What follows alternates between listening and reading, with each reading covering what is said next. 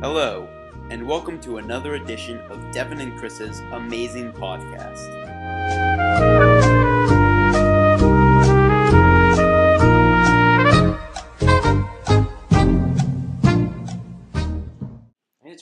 Welcome back to another edition of Devin and Chris's podcast. Today's focus is on one of my favorite topics, the Cold War. Chris, do you know why it was called the Cold War? Yes, it's because the war was between the Russians and the US, but there was never actually any direct fighting between the two countries. They fought through proxy wars like Vietnam and Korea. That's right, Chris. Although there was one hot moment during the war when Russia and the US almost did directly attack each other. Russia had been moving nuclear missiles to Cuba, and it seemed that nuclear war was imminent. Luckily, JFK was able to avoid total war because of his great strategy. First, he blockaded Cuba with U.S. ships to stop the Soviet Union from bringing in more missiles. Then, JFK and Khrushchev met, and Russia agreed to remove the missiles from Cuba if the U.S. swore to never invade Cuba. Also, the U.S. secretly agreed to remove its Jupiter missiles from Italy and Turkey. Wow, that's a pretty amazing story. Well, now it's time for us to start the trivia proportion of our podcast. Today we're joined by our lucky contestant, John. Good luck. Question 1. After World War II, the U.S. was worried that blank would try to spread communism across the globe. The answer is obviously Australia. I'm sorry, John, but the correct answer was Russia. After World War II, the U.S. was worried that Russia, because it had become a world power, would start to spread its communist belief to other countries. For bonus points, John, can you name another concern of the U.S. after World War II? I'll give you a hint. We used them on Hiroshima and Nagasaki. Nuclear weapons! That's correct. The U.S. and the world had just witnessed how powerful these weapons were, and the U.S. was worried that other countries would develop these weapons. Question dos. Name 2 acts of aggression taken by the Soviets after World War II.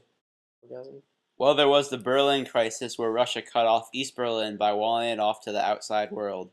The Soviets also tested their own nuclear weapons, which alerted the U.S. because we didn't know that they had them yet. That's right, John. Another possible answer could have been Stalin's ominous speech. He called for a buildup of the Russian military and said that wartime alliances were a thing of the past. Question 3. The blank peninsula was a place of interest after World War II. That would be the Korean Peninsula, Chris. I remember learning about that in my high school history class. When Japan was defeated, they were forced to give up their colonies, including Korea. Then the US and Soviet Russia agreed to go in and set up free elections. However, the Soviets, who were in control of the North, set up a communist state.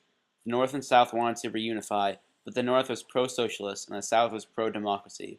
Then, in 1950, North Korea launched a surprise attack on the South.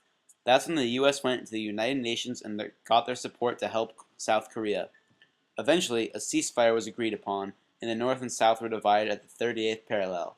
Even today, there are still tensions between the North and South, and the North is trying to create nuclear weapons.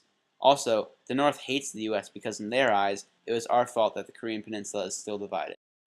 Wow, I'm surprised that you are so knowledgeable on this topic. You must have gone to a pretty good high school. Alright, question 4. What are 2 differences between capitalism and communism?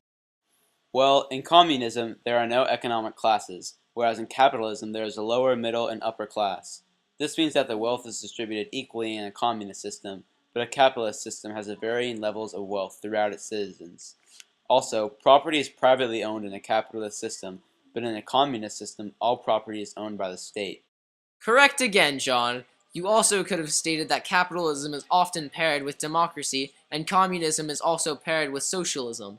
Question 5. Name 2 events during the Vietnam War that the U.S. perceived incorrectly. Well, first there was the Tet Offensive. The Americans had been told that the North Vietnamese army was on the verge of collapse. But then a group of fighters from the North led a surprise, coordinated attack on American air bases in South Vietnam. The Viet Cong were unsuccessful militarily, but they had landed a major political victory by shocking the American people. Also, the Americans didn't realize that the North Vietnamese would never give up because they believed that they were fighting for their freedom. Congratulations, you've done well on our quiz. You have 4 out of 5 correct answers, so you won our prize of a phone voicemail message recorded by Morgan Freeman. You know, the USSR was once a powerful enemy of America. However, Their empire began to fall after a few events. First of all, their invasion of Afghanistan was a total failure because they could not win in Afghanistan, and they were having issues at home, like drug addiction and going bankrupt from the war. In order to save the USSR, Gorbachev tried to institute reforms, including free speech and economic reforms. This only damaged the Soviet Union, though, because it allowed the Soviet satellites to have elections and abandon communism. Later, after the Berlin Wall fell, the Soviet Republic began demanding freedom. Although many countries were able to abandon their communist ways, they had to embrace other problems that had been masked by communism. The reforms in Russia led to rapid privatization, which caused crime, job loss, and breadlines. Thank you all for listening to this week's edition of Devin and Chris's podcast. See you next week.